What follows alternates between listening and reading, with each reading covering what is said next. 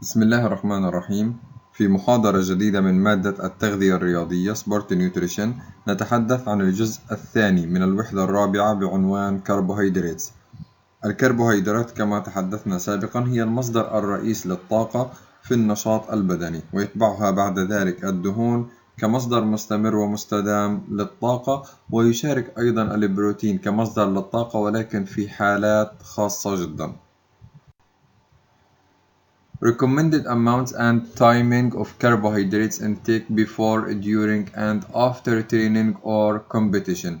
إذا كمية الكربوهيدرات التي يجب أن يحصل عليها الرياضي قبل النشاط البدني وخلال أداء التمرين والنشاط البدني وبعد انتهاء التمرين، كيف يمكن أن يحصل على الكربوهيدرات وما هي الكمية التي يجب أن يحصل عليها وما نوعية الكربوهيدرات التي تساعد في ذلك. Intake prior to training and competition، تناول الكربوهيدرات قبل بدء التمرين وقبل بدء المنافسة. The dietary goals of the athletes prior to exercise include avoiding hunger, delaying fatigue, minimizing gastrointestinal distress and preventing hyponutrition. هذه dietary goals تحدثنا عنها سابقا، ولكن نتعرف عليها مرة أخرى، وهي تجنب الجوع خلال أداء التمرين الرياضي، تأخير الإرهاق، minimizing gastrointestinal distress، الرياضي يجب ألا يتعرض إلى ضغوط من خلال الجهاز الهضمي، وأيضا preventing hypohydration، الجفاف والعطش يجب أن يتم تجنبهم. With the exception of prevention hypohydration, all of these goals involve carbohydrate. ما دون الهايبوهيدريشن والتعرض للعطش والجفاف، كل العوامل السابقة وكل الأهداف السابقة يمكن اتباعها ويجب أن نحصل من خلالها على الكربوهيدرات حتى يتم تجنب مثل هذه الأعراض. Athletes should determine both the amount and timing of carbohydrate consumption. The pre-competition intake can be tricky because start time for some events may not be known. Familiar foods may not be available. Environmental condition may be different from usual training condition, and the stress of competition may result in increased gastrointestinal distress. إذن تناول نوعية الطعام وكمية الغذاء التي يجب أن يحصل عليها الفرد قد تختلف بناء على تغير درجات الحرارة للجو، وأيضا طبيعة الغذاء المفضل بالنسبة للرياضي، وبعد ذلك احتمالية أن يحدث gastrointestinal distress. إذن يجب أخذ هذه المكونات بعين الاعتبار قبل تناول الكربوهيدرات الملائمة. Studies show that carbohydrate intake up to 3 or 4 hours prior to endurance exercise is beneficial. الدراسات أوجدت بأن تناول الكربوهيدرات قبل 3 ساعات أو 4 ساعات من بدء نشاط رياضي يعتمد على الوقت الطويل ويعتمد على الهواء، ويسمى aerobic physical activity، والتي تسمى اختصارا endurance exercise، يعتبر ملائم جدا ومناسب جدا أن يتم تناول الكربوهيدرات في هذا الوقت. إذا 4 ساعات أو 3 ساعات أقل شيء قبل بدء التمرين تعتبر جيدة جدا. هي تعمل على رفع مستوى الجلايكوجين الموجود داخل العضلة، ومن ثم تقلل الفترة الممكنة التي ممكن أن يحدث بها إرهاق أو يحدث بها فتيج. Muscle glycogen stores have been replenished with carbohydrates consumed over the past 24 hours, so the beneficial comes primarily from enhanced liver glycogen and the glucose that eventually appears in the blood after a breakdown of carbohydrates in the pre-exercise meal. إذن الوظيفة الأساسية لكمية الكربوهيدرات قبل 3 ساعات أو 4 ساعات من بدء التمرين هو إعادة مخزون الجلايكوجين في الكبد، وأيضا إعادة مخزون الجلايكوجين في المصل، وتحسين مستوى الجلوكوز في الدم. إذن 3 وظائف أساسية تهدف كمية الكربوهيدرات قبل التمرين ب3 ساعات أو 4 ساعات الوصول لهم. Pre-exercise carbohydrates are also recommended for athletes in intermittent high-intensity sports such as soccer. الآن ألعاب كرة القدم السكر، وهي كرة القدم التي نشاهدها بشكل يومي، هذه الألعاب الرياضية مثل الباسكتبول أيضا تسمى intermittent high intensity. intermittent هي عبارة عن أداء رياضي وأداء بدني متقطع به جودة وبه قوة عالية جدا، ولكن يتبع هذه الفترة من الرياضة أو من التمرين فترات قليلة من الراحة. اللاعب يجري قليلا ثم يتوقف، يجري قليلا ثم يتوقف، هو ليس مستمرا في العدو وليس مستمرا في أداء النشاط البدني، لديه فترات يتوقف بها عن أداء النشاط البدني، لذلك تسمى Intermittent High Intensity Sports. تناول كمية من الكربوهيدرات قبل بدء مثل هذه التمارين يعتبر أيضا مناسب جدا وممتاز جدا حتى يقلل من مستوى الفتيج. سوف نتعرف لاحقا بأن الانترميتنت هاي انتنسيتي سبورتس تعتبر من الألعاب الرياضية التي تؤدي إلى تكسير كميات كبيرة جدا من مخزون البروتين الموجود داخل العضلات، لذلك تناول كمية من الكربوهيدرات يعتبر أساسي جدا حتى نقلل أكبر قدر يمكن أن يحدث له تكسر أو تفكك نتيجة أداء النشاط البدني من خلال الانترميتنت هاي انتنسيتي سبورتس. It's recommended that approximately 1 جرام لكل كيلوغرام be consumed 1 hour prior to exercise. إذا أنا ممكن أخذ كمية من الكربوهيدرات بشكل طبيعي قبل، بناء على التوصيات التي تم مناقشتها سابقا، وهي 5 إلى 7 جرام لكل كيلوغرام يوميا، ولكن قبل التمرين بساعة واحدة يمكن أن أحصل على كمية 1 جرام لكل كيلوغرام. إذا هذه النسبة تساعدني في حال لم أحصل على كمية الكربوهيدرات الملائمة، ولكن لا نحصل بعد ذلك على أي كمية من الكربوهيدرات، لأن هذا سوف يؤدي إلى gastrointestinal distress. As the time before exercise increases, the amount of carbohydrate can be increased. For example, 2 hours prior to exercise, 2 grams of carbohydrate per kilogram. كلما كان الوقت أفضل ولدي متسع من الوقت يمكن أن أحصل على كمية من خلال الكربوهيدرات أفضل. إذا كان لدينا الوقت الذي سيبدأ به التمرين ساعة فنحصل على 1 جرام لكل كيلوغرام من الكربوهيدرات. إذا كان لدينا وقت التمرين حتى يبدأ 2 ساعات فيمكن أن نحصل على 2 جرام لكل كيلوغرام.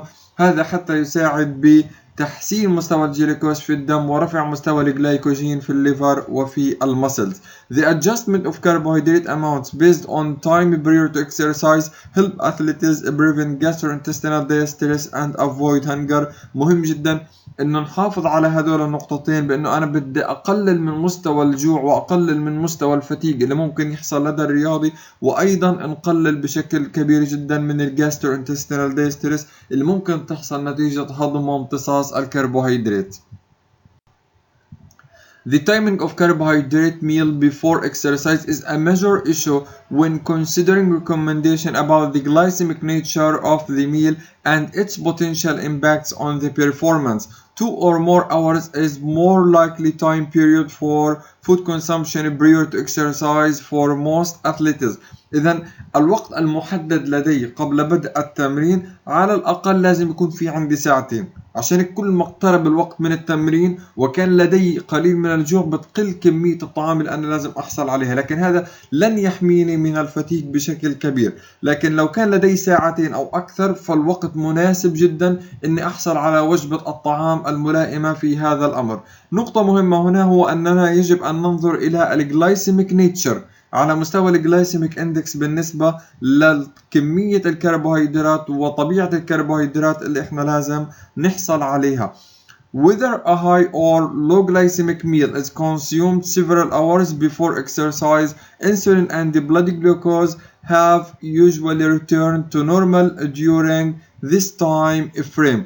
إذا كنت أنا حصلت على high أو low glycemic meal بغض النظر عن طبيعة النشاط الرياضي، هنا سوف نحصل خلال 2 ساعات. يعني إذا كان الوقت لدينا 2 ساعات فأنا طبيعة الجلايسيميك نيتشر ليست ذات أهمية بشكل كبير، لأنه سوف يستعيد الجسم توازنه من خلال نسب الكربوهيدرات بناء على الوقت الطويل الموجود. لكن لو كان الوقت لديه قليل جدا قبل بدء التمرين، يفضل في هذه الحالة تناول أغذية High Glycemic Index تساعد برفع مستوى الدم مباشرة، وأيضا لديها سرعة في عملية الامتصاص. Athletes need fluid prior to exercise, thus liquid pre-exercise meal that contain carbohydrate are popular.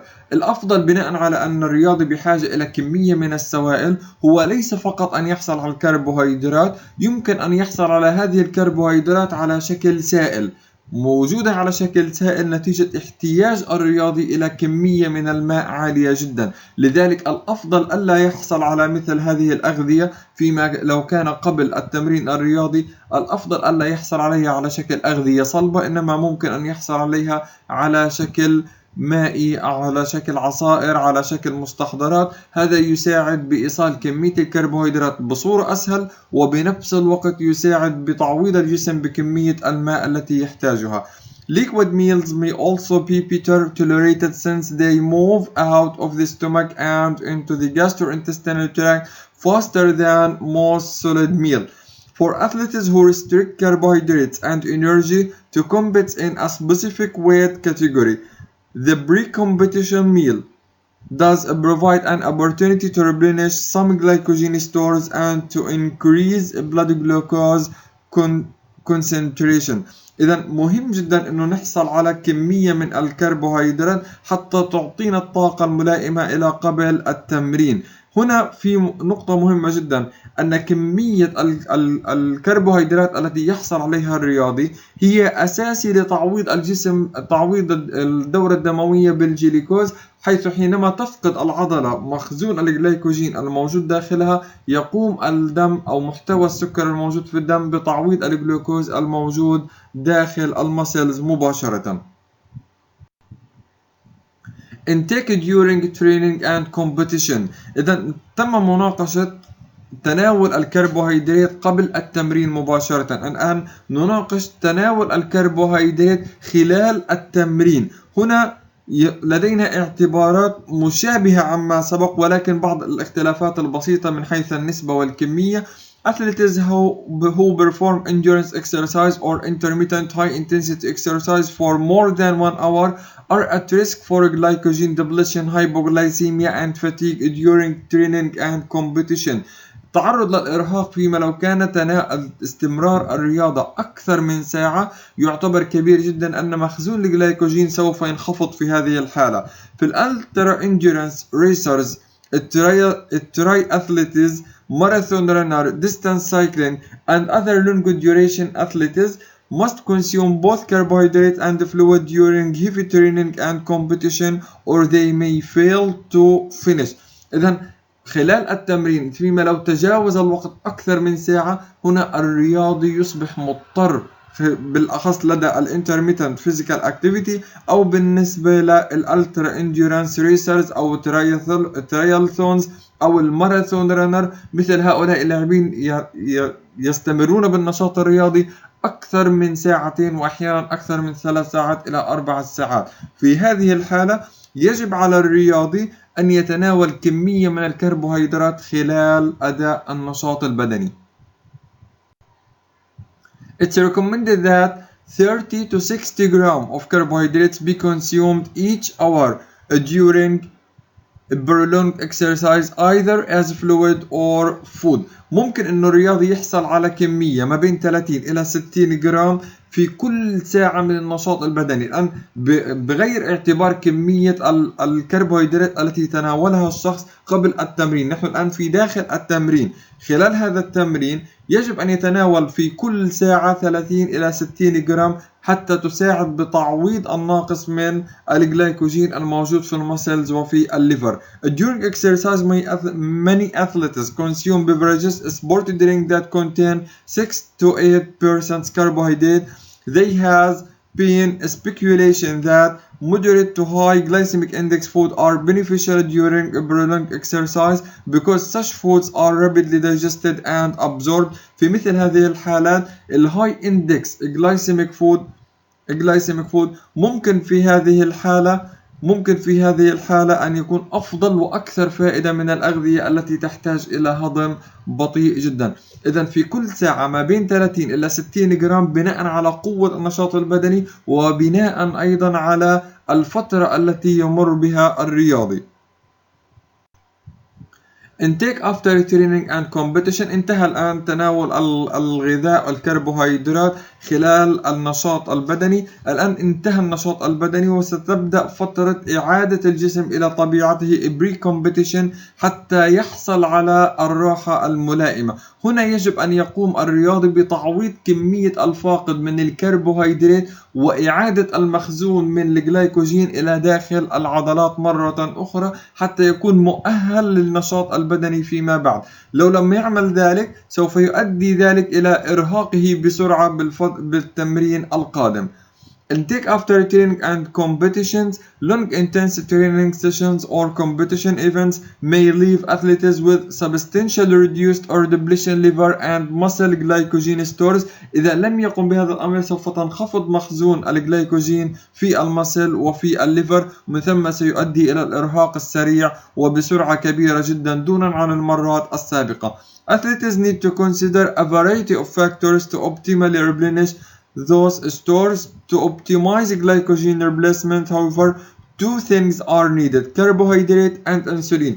الآن خلال التمرين وما قبل التمرين كان ما يلزم الرياضي الانسولين وأيضا يلزمه الجلوكاجون كهرمونز، لكن بعد التمرين مباشرة بالأخص في خلال التمرين مباشرة الجلوكاجون هو المتحكم الأساسي في النشاط البدني بالإضافة إلى الكورتيزول وأيضا إلى الإبنفرين والنور إبنفرين.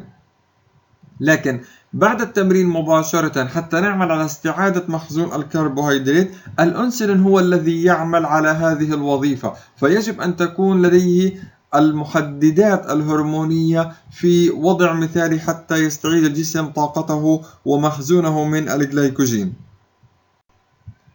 Consumption of food or beverages containing carbohydrate provides the sources of glucose and will also stimulate the release of insulin from the pancreas. Timing to maximize the rate at which muscle glycogen is replaced. Carbohydrates should be consumed as soon after as exercise. إذا في الوقت المناسب لعملية تعويض الجلايكوجين داخل العضلات هنا نقطة مهمة جدا، يجب أن يبدأ بعملية التعويض مباشرة في أسرع وقت ممكن بعد انتهاء التمرين. الميل size consumptions of carbohydrate in smaller more frequent meals appears to further aid the rate at which muscles glycogen is replaced in hours after exercise. طبعا هنا حجم الوجبات يجب أن يكون قليل جدا، يفضل أن يكون قليل ومتكرر، يجب ألا يحصل على وجبات كبيرة. في هذه الحالة هو يضيع المجهود ويؤدي إلى اضطراب في عملية الهضم وأيضا في إيصال الجلوكوز إلى الدورة الدموية. لكن في الأفضل أن يبدأ مباشرة بعد التمرين بوجبات صغيرة وأيضا متكررة، هذه تساعد في عملية الهضم وعملية التعويض السريع. With large single meal, blood glucose and insulin rise rapidly and then return to baseline relatively quickly. إذا نتيجة تناول وجبة كبيرة سيرتفع معدل الإنسولين وسكر الدم بصورة كبيرة جدا، ولكن سوف ينخفض أيضا بسرعة كبيرة، وهذا غير ملائم بالنسبة للرياضي حيث أنه يحتاج إلى تعويض الجلايكوجين الذي فقد في الكبد وأيضا في المسلز. Elevation in blood glucose and insulin can be sustained for a longer period of time with a smaller, more frequent feeding, which maintains the appropriate environment for muscle glycogen synthesis. Types of carbohydrate beverages that are consumed after exercise to replace glycogen should contain mostly glucose and or saccharose as a carbohydrate source.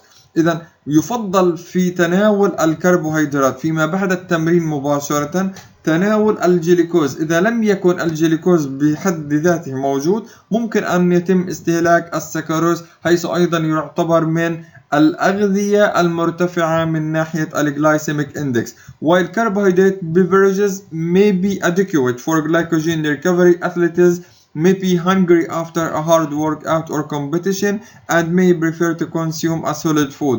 It has been shown that solid foods that contain carbohydrate can be as effective as beverages in replenishing muscle glycogen. في كثير من الأحيان كثير من الرياضيين ونتيجة للجهد البدني الكبير الذي يتم بذله خلال النشاط البدني يصبح لديهم جوع والرغبة في تناول وجبة.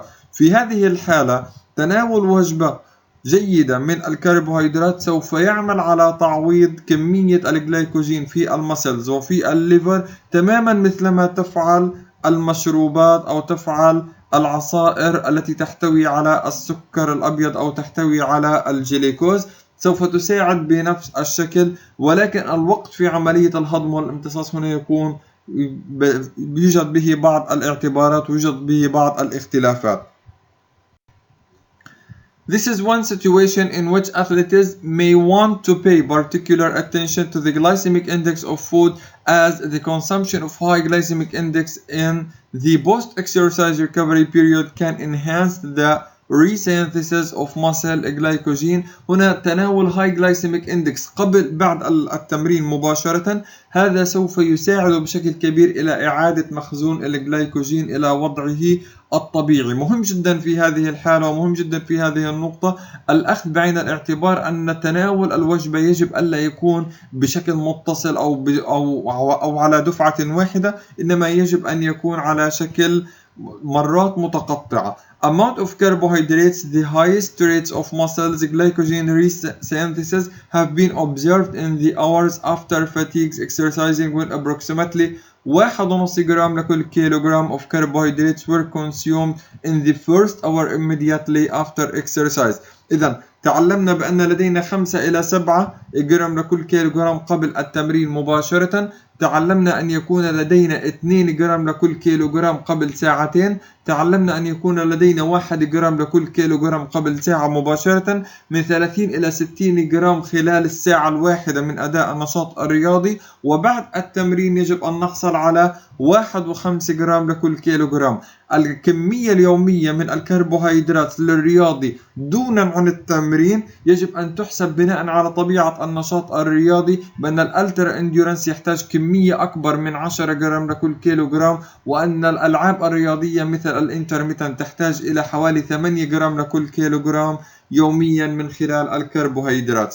Some amino acids and the protein may have an additional effects on insulin secretion, acts to increase and prolong the insulin response that stimulates muscle glycogen synthesis. Higher rates of muscle glycogen synthesis when combining protein with carbohydrates may be confounded by the addition of extra calories with the protein in comparison to carbohydrates alone. بعض الرياضيين لديهم خلال المشروبات الطاقة أو لديهم خلال المشروبات الرياضية المصنعة للرياضيين خصيصا تحتوي على نسب مرتفعة من الكربوهيدرات ويضاف لديها كمية من البروتين. البروتين في هذه الحالة يساعد في وظائف الإنسولين ويساعد في نقل الإنسولين وإفرازه من خلال البنكرياس، إلا أن في هذه الحالة يجب أن نأخذ بعين الاعتبار كمية البروتين الموجودة، لأنها سوف تعطينا إضافة على كمية الكالوريز التي يتناولها الرياضي.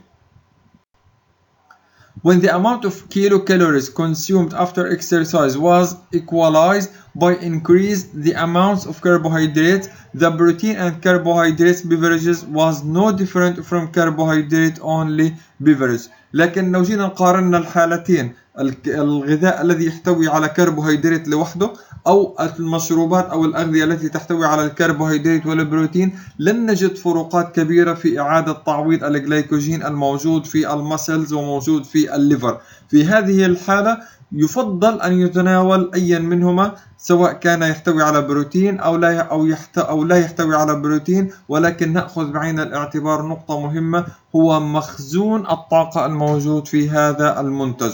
The addition of a protein to the recovery beverages or food certainly does not impede glycogen recovery over carbohydrates alone and may result in an increased post-exercise protein synthesis. الأفضل في ذلك هو تناول الأغذية التي تحتوي أيضا على البروتين.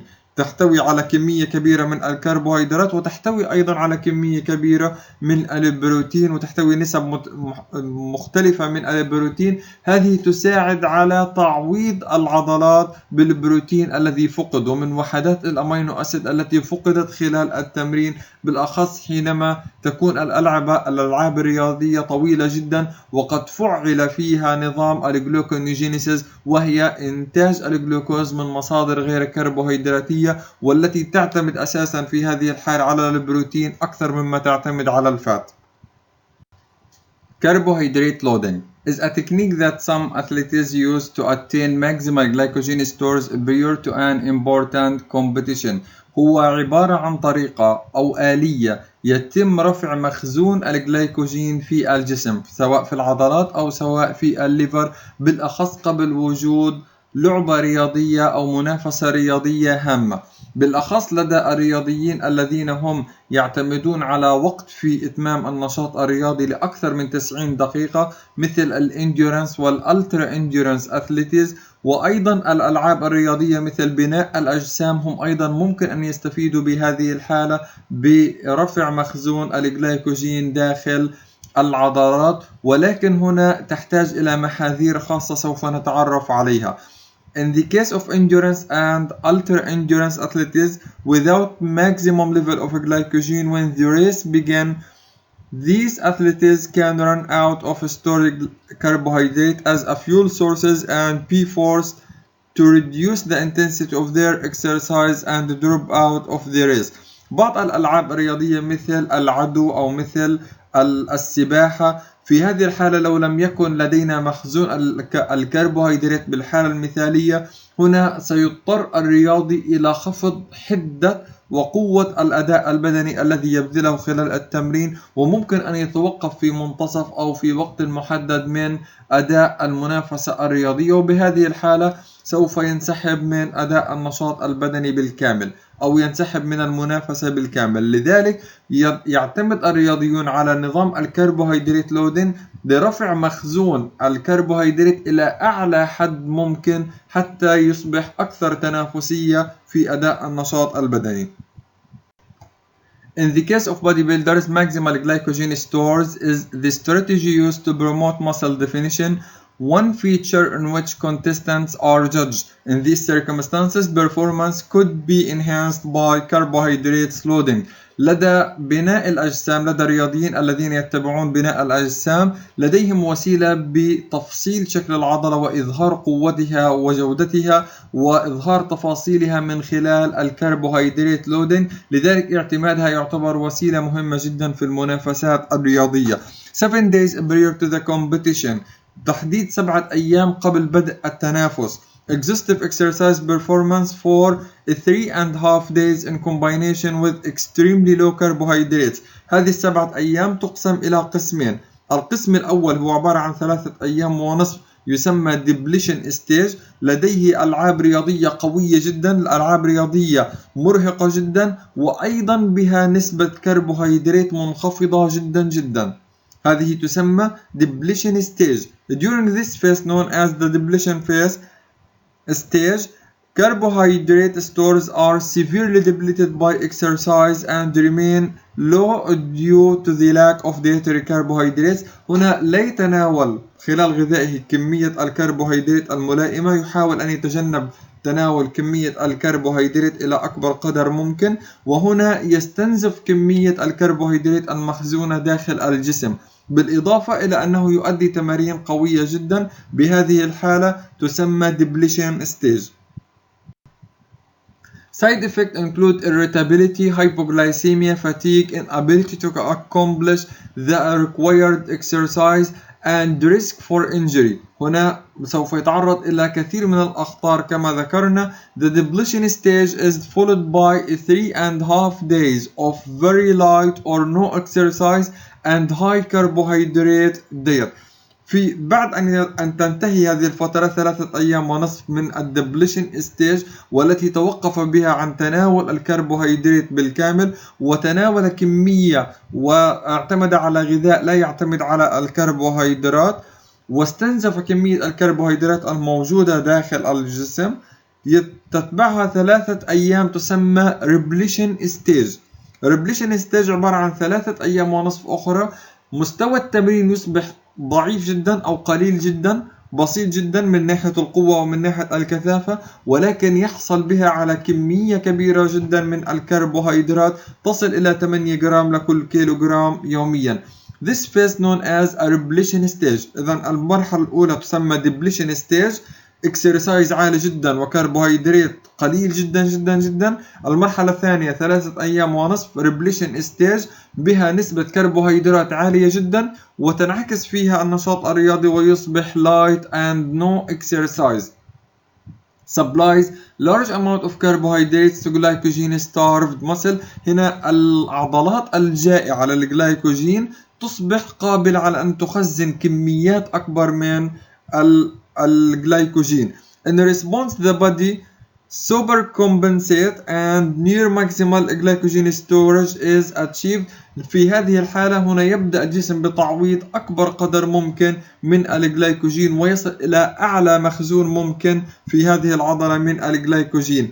Typical resting muscles glycogen concentration is approximately تقريبا 100 إلى 125 ملي لكل كيلوغرام. And with this classic protocol, subjects stores muscles glycogen at levels approaching 220 ملي لكل كيلوغرام. إذا كان في الحالات العادية وفي الريستنج مسل مستوى مخزون الجلايكوجين يصل إلى 100 إلى 125. وتحدثنا بأن الأكسرسايز مسل تقريبا لديها 30% زيادة، يعني في حالة اللاعب الرياضي يصل تقريبا إلى مخزون داخل العضلات تقريبا 150 ملي مول لكل كيلوغرام من الكربوهيدرات أو من الجلايكوجين. ولكن مع الكربوهيدرات لودينج وفي حالة تجويع العضلة ومن ثم تعويضها بكمية كبيرة من الجلايكوجين، في هذه الحالة سوف يرتفع مخزون الجلايكوجين داخل العضلة تقريبا إلى 220 ملي مول، وهو كمية مضاعفة عن حالة الريستنج مسل. هذه صورة توضح لنا كيف يتم تقسيم الغذاء على مدار 3 أيام ونصف. في الأيام الأولى وهي عبارة عن Depletion Stage لدينا الفات والبروتين فقط هو الغذاء، كمية قليلة جدا من البروتين، كمية قليلة جدا من الكربوهيدرات يمكن أن يحصل عليها، ومع أداء نشاط بدني قوي جدا.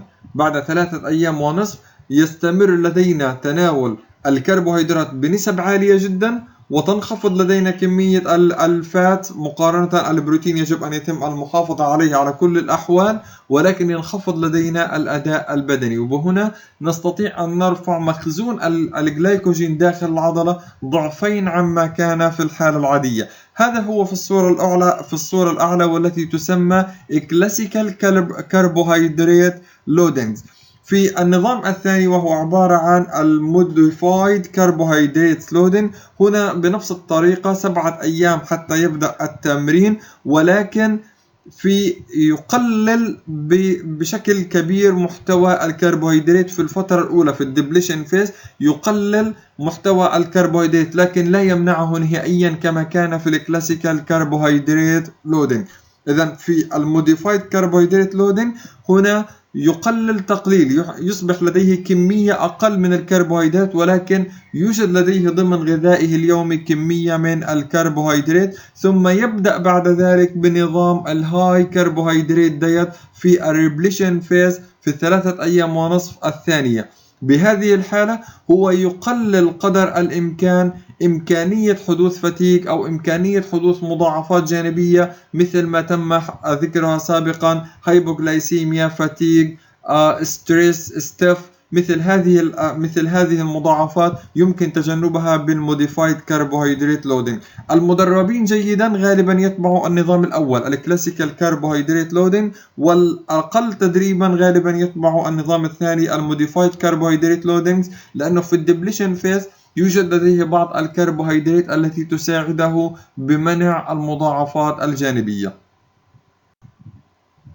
من الكربوهيدرات لودينج أيضا the depletion stage may have also some adverse effects including gastrointestinal distress due to the reintroduction of sugars, starches and fibers and increase in muscle water storage. إذا في الريبليشن ستيج ممكن يكون لدينا بعض المضاعفات الجانبية نتيجة إعادة استخدام وتناول السكريات مرة أخرى. While the increase in water storage is a normal part of glycogen resynthesis process, it can leave athletes feeling heavy, waterlogged and uncomfortable. هذا في الريبليشن ستيج ممكن تؤدي إلى زيادة مخزون الماء في داخل العضلة، وهذا ممكن أن يعطي ثقل في الحركة لدى الرياضي. لذلك يجب أن يكون هنالك تدريب جيد ومعرفة جيدة بالمضاعفات حتى يتم تجنبها. The original carbohydrate loading protocol was tested and used by endurance athletes, but better protocols have been developed. Several aspects of the original depletion stage were problematic. First, carbohydrate intake was so low during the depletion stage that normal training and conditioning could not be maintained. Additionally, the risk of injury was too great. These limitations resulted in the testing and development of other protocols. طبعا بالكلاسيكال carbohydrate loading نتيجة لارتفاع معدل الخطر في الإصابات أو في الجروح أو في الكدمات أو احتمالية أن يحدث كسور لدى الرياضيين، وبالإضافة إلى أن مستوى المضاعفات غير معتاد عليه الرياضي، فالأفضل دائما أن يتبع النظام الثاني. الآن هنالك بعض الدراسات تحدثت عن الكربوهيدرات لودين. Sherman et al. Published a modified protocol that eliminates the severe depletion stage but still results in a high level of stored muscles of glycogen. النظام الثاني وهو عبارة عن الموديفايد. هنا تحدث بأن لدينا احتمالية أن نرفع مستوى الجلايكوجين لودينج من خلال عدم تخفيض كمية الكربوهيدرات في مرحلة الدبليشن ستيج. في المرحلة الأولى 3 أيام ونصف الأولى التي يحدث بها دبليشن بالكامل لتناول الكربوهيدرات، هنا يمكن أن نتناول بكميات قليلة تساعدنا على الحماية من المضاعفات الجانبية. This 6-day plan includes a 3 days depletion stage that consists of a dietary carbohydrate intake of 5 جرام لكل كيلوغرام per day. يتناول الحد الأدنى من الكربوهيدرات يوميا. Recall that this level of carbohydrate intake is the minimum amount of recommended to athletes in training. It's sufficient to allow athletes to complete the required training during this stage. 90 minutes of hard training, 70% of volume of oxygen max on the first day, followed by 2 days of hard training for 40 minutes. إذا هنا ممكن أن يعطينا قدرة ويعطينا قوة بتناول مثل هذه النسبة المخفضة من الكربوهيدرات لأداء التمرين الرياضي وبأوقات مختلفة من يوم إلى آخر دون الإضرار بكفاءة العضلات.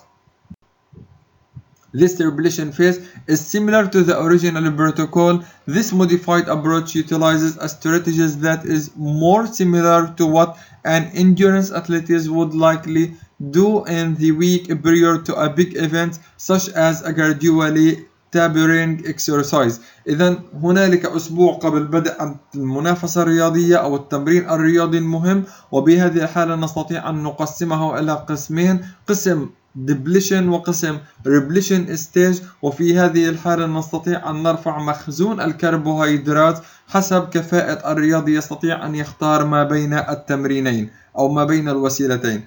The only manipulation that differs from a usual training regimen is to slightly reduce the amounts of carbohydrate early in the week when the exercise duration is longer, and increase dietary carbohydrates later in a week when there is more rest time.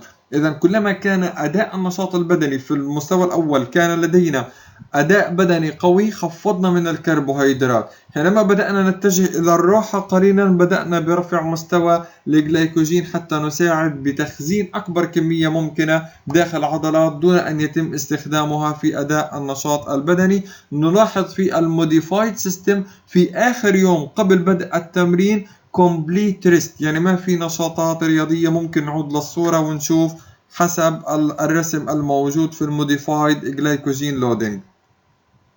Muscle glycogen levels of 205 مليمول لكل كيلوغرام can be obtained without adverse effect often experienced by athletes followed the classical regimen. الآن في الكلاسيكال ريجيمين تقريبا نصل إلى 220 مليمول مخزون الجلايكوجين في داخل المسلز، لكن في الموديفايد يمكن أن نصل إلى كمية قليلة لكنها أيضا نسبة مرتفعة جدا عما يحصل عليه الرياضي بالظروف العادية.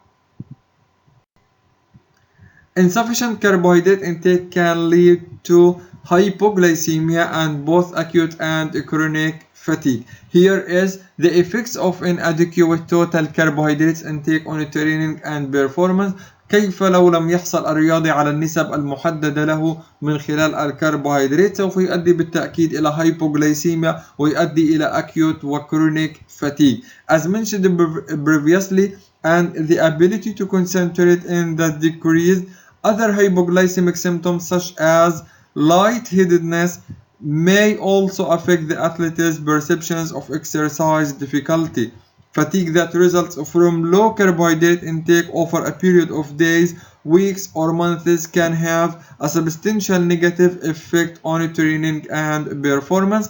هنا سوف نحصل على تأثيرات حقيقية وقوية جدا على مستوى النشاط البدني الذي يقوم به هذا الرياضي، نظرا لأن هنالك انخفاض بمعدل الكربوهيدرات وقوة بمعدل النشاط البدني، وهنالك صعوبة في إعادة تخزين الجلايكوجين مرة أخرى، فهذا سوف يؤدي إلى الإرهاق المبكر والخروج من المنافسة أيضا مبكرا.